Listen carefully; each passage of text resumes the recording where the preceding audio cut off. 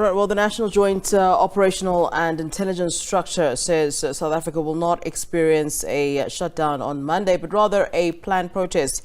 This comes as the EFF has threatened a national shutdown, calling for an end to load shedding and for President Cyril Ramaphosa to resign. Nat Joint's chairperson, Lieutenant General Tebello Musigili, briefed the media in Pretoria last night on plans to ensure stability and the safety of citizens. We are now joined via Zoom by Willem Els. He's a senior training coordinator on terrorism and explosives at the Institute for Security Studies. Well, a very good afternoon, sir. Thank you for joining us here on SABC News.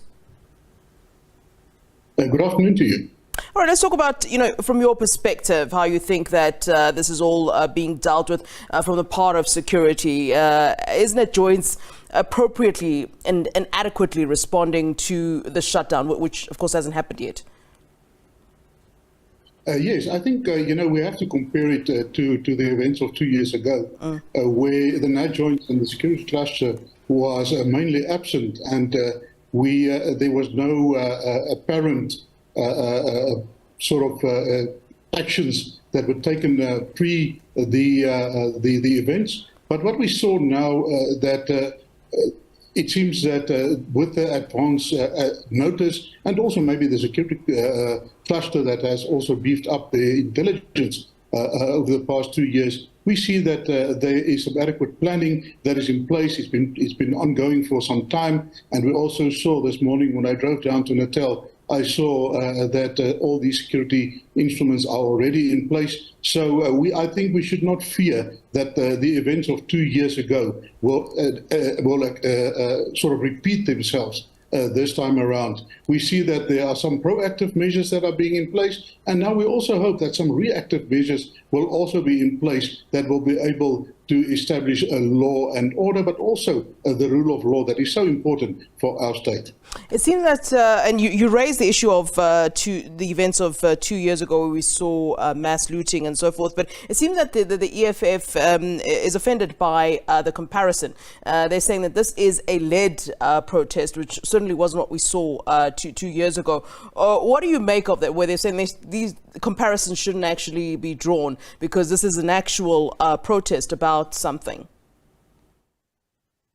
Yeah, I think we should really, it's good that they say that, but at the end of the day, they are also riding on the back of the events of 2 years ago, because after those events, there was a lot of fear in the hearts of the general public in South Africa, and also a lot of distrust in the ability of the security cluster to actually effectively deal with scenarios like this. So on the one hand, we see that they are riding on that wave, and they're exploiting and maybe exploiting it to some extent. Yeah. But on the other hand, we also see that there are some very good measures in place, there's some planning in place, and we think that we should not really fear that the worst will happen tomorrow. What's the difference between this particular protest and some of the protests that we've seen in recent times? The ANC had a protest just a couple of days ago.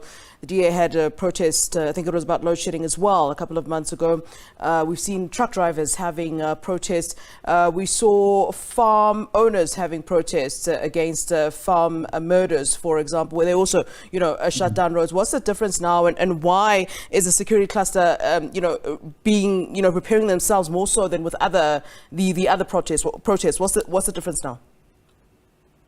I think the difference, if you look at these protests that you mentioned, we as South Africans have a right, and it's enshrined in our constitution that we have the right to protest. But that is the right to peaceful protest. There's no way in the constitution where it actually provide for us to break the law, and it does not promote lawlessness. So if we look at the utterances of some of the leaders of the planners of this event, there were some threats were made. There was also some intimidation that took place with letters being delivered to some of the shop owners. So that makes it different, So tomorrow, if I believe that if they do follow the footsteps of the previous protest, and it's a peaceful protest, then they should not fear any challenges. But I believe that, and based on the utterances of the National Commission, also the minister, and also the spokesperson for the president, they've got the right to protest, but they do not have the right to break the law. Yeah. Businesses and the public seem rather concerned and anxious about what they perceive to be a criminality or lawlessness that may arise. What's your assessment of these particular concerns? Is this a worry that, given how the security cluster, the army being deployed and so forth, is that a concern that perhaps we shouldn't entertain that much? Yeah, you see, there are some limitations to the plan of the security cluster. They only have so many resources. And we also saw in the modus operandi or the tactics of these people in the past is that they almost got a hit and run tactic where they go and they set up a picketing and they light some tires and they burn and then they move on to the others in order to spread the resources of the security cluster, the police and the military, etc. So we anticipate that will also happen again. But also, I think the intelligence structures are much more in place this time around. So we think that there will be some preemptive, hopefully, arrest of these perpetrators when they break the law, and that might just curb further spiraling of this violence and also the looting, as you mentioned. All right. Thanks very much for your input, sir. Much appreciated. Of course, Willem Els, who's a senior training coordinator on terrorism and explosives at the Institute for Security Studies. That conversation, of course, on the back of that planned national shutdown tomorrow, organized by the EFF.